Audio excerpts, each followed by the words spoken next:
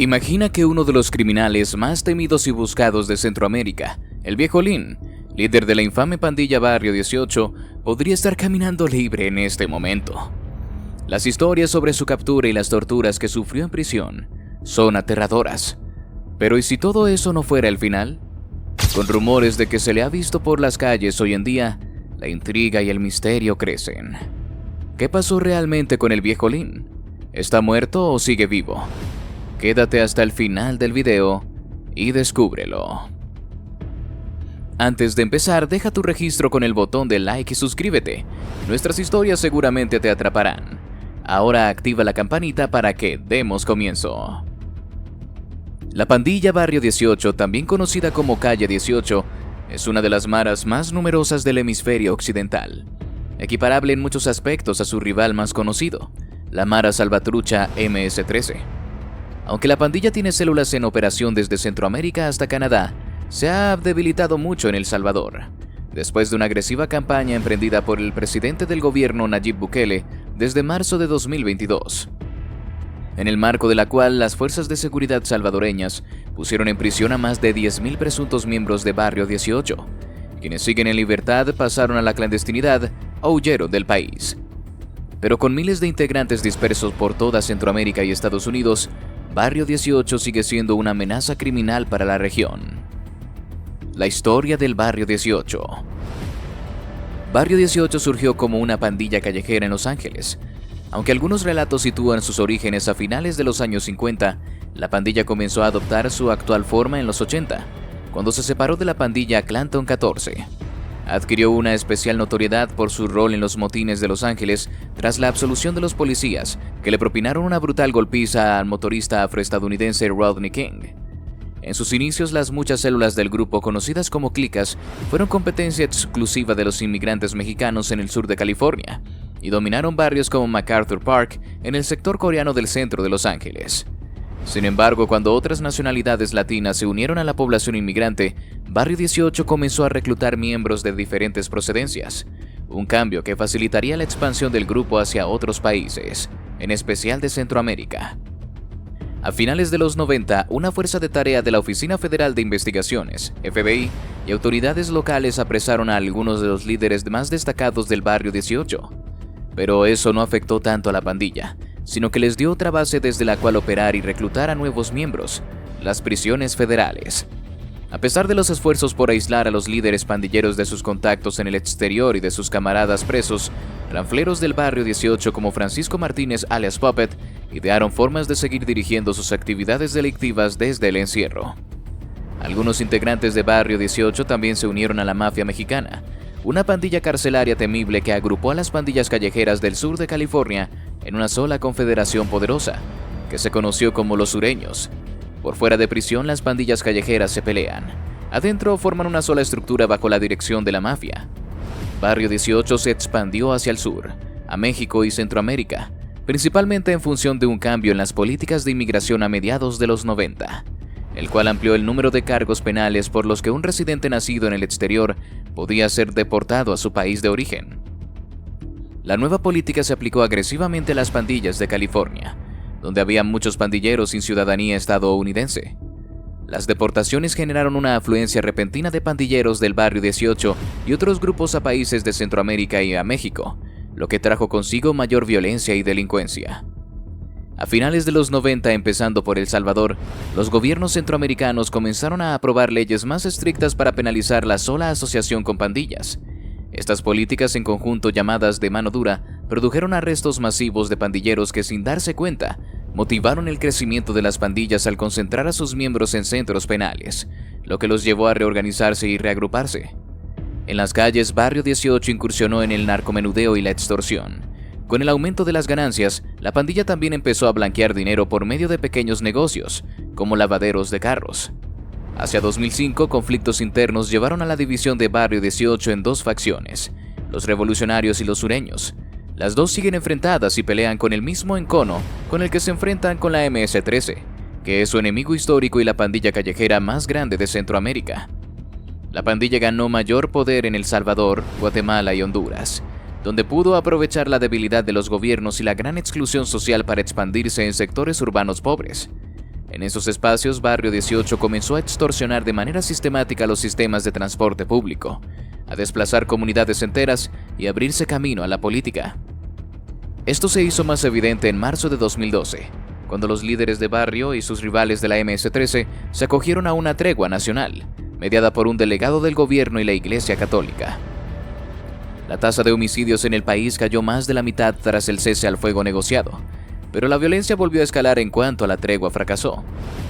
Los líderes de la MS-13 y Barrio 18 resultaron alarmantemente hábiles para sacar provecho del capital político que ganaron después de la tregua, lo que despertó la preocupación de que la iniciativa pudiera darles un medio para incrementar su sofisticación delictiva y su influencia general en el país.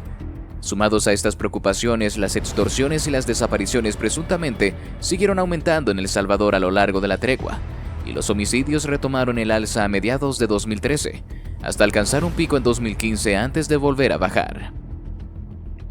Una caída radical en la tasa de homicidios de El Salvador a partir de 2019 volvió a poner las pandillas del país en boca de todos. Aunque los representantes del gobierno atribuyeron la caída a su Plan Nacional de Seguridad, múltiples informaciones de los medios de comunicación hablaron de un pacto informal entre sectores del gobierno salvadoreño y dos líderes presos de las pandillas, según los cuales estos últimos reducirían los asesinatos a cambio de mejores condiciones carcelarias. Ese periodo de relativa paz en El Salvador se hizo añicos cuando varios integrantes de Barrio 18 y la MS-13 sumaron 46 homicidios en una campaña sangrienta de 3 días en noviembre de 2021, y siguió la masacre indiscriminada de 92 personas, incluida población civil, como compradores, vendedores y pasajeros de autobús, en marzo de 2022. Barrio 18 se apresuró a tomar distancia de la masacre, que se interpretó como un intento visible de enviar un mensaje al gobierno. Enardecido por la violencia desenfrenada, el gobierno respondió con la guerra más amplia contra las pandillas en la historia del país, en medio de la cual detuvo a decenas de miles de presuntos pandilleros durante un estado de excepción, declarado en marzo de 2022, y que sigue en vigor en noviembre de 2023. Esta ofensiva ha diezmado a los pandilleros rasos de Barrio 18 y obligó a miles a exiliarse. Por primera vez en décadas, la pandilla ha perdido el control de territorios claves y economías criminales en zonas en las que antes ejercía un férreo control. En noviembre de 2022, la presidenta hondureña Xiomara Castro intentó replicar la ofensiva de Bukele con la declaración de un estado de excepción para enfrentar el aumento de la extorsión. Pero estas medidas no han hecho mella en las actividades de las pandillas y las filas de Barrio 18 siguen intactas en Honduras. Jerarquía del Barrio 18. En la parte superior están los palabreros, la mayoría de los cuales se encuentran internados en el sistema carcelario. Estos coordinan todas las actividades criminales. Un palabrero lleva registro de todos los movimientos financieros, homicidios, drogas y armas.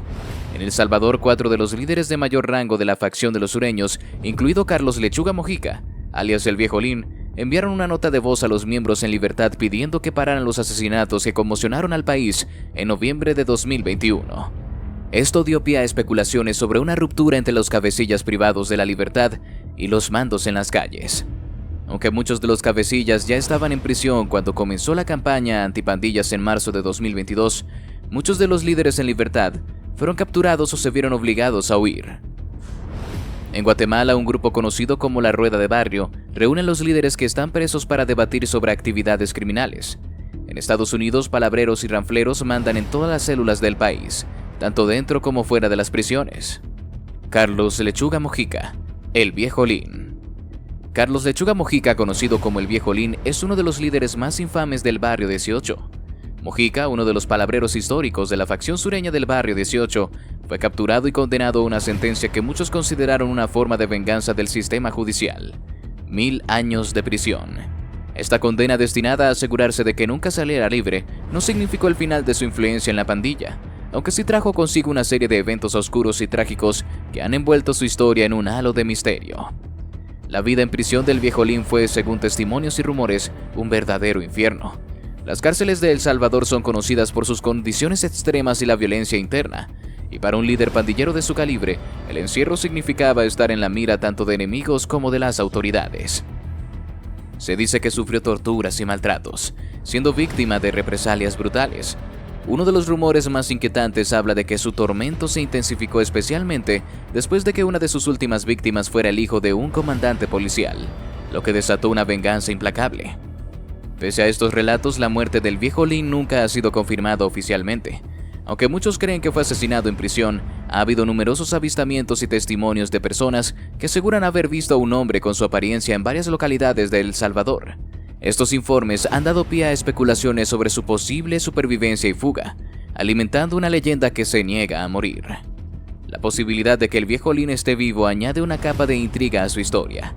Si logró escapar, es probable que esté oculto, tratando de evitar la captura mientras mantiene algún grado de control sobre las operaciones de Barrio 18.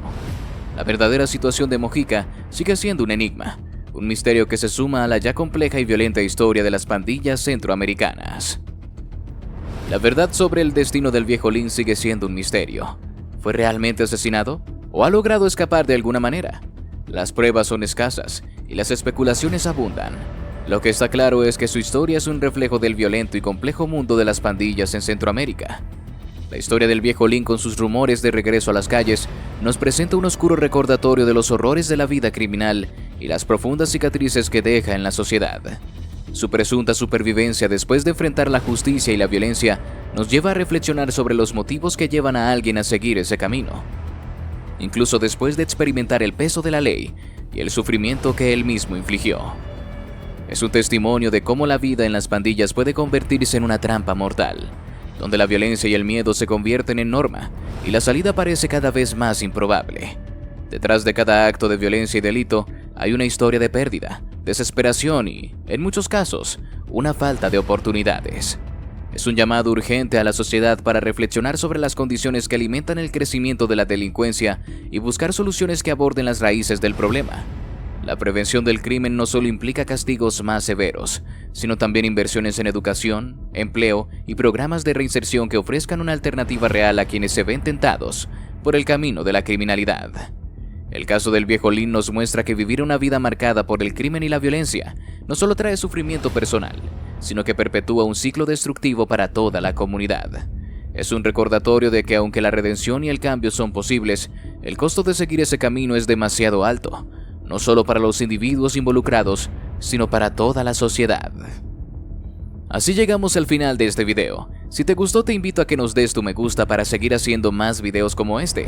No olvides suscribirte y activar la campanita para que no te pierdas ninguno de nuestros nuevos videos. Te deseo un gran día. Hasta la próxima.